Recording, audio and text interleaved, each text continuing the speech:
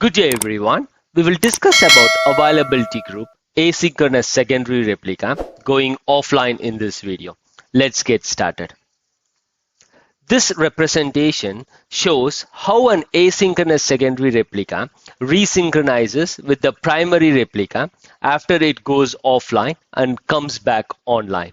So if we look at this setup, we have two database server in availability group in South India region.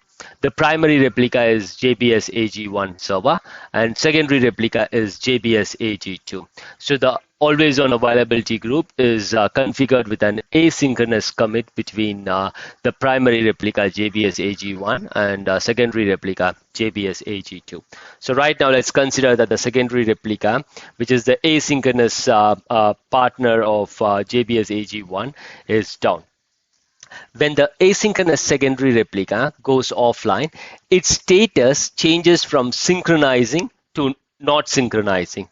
Primary replica responds in the same way.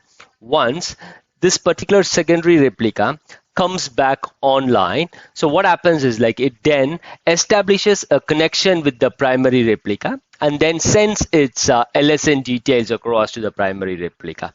On receiving this information, that is the LSN details from the secondary replica, the primary replica then starts sending its log blocks that is hardened based on the LSN details that was sent across by the secondary replica.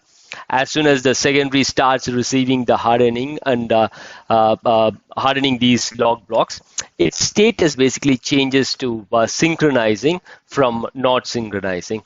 This indicates that the secondary replica is connected to the primary and it's catching up and it is business as usual.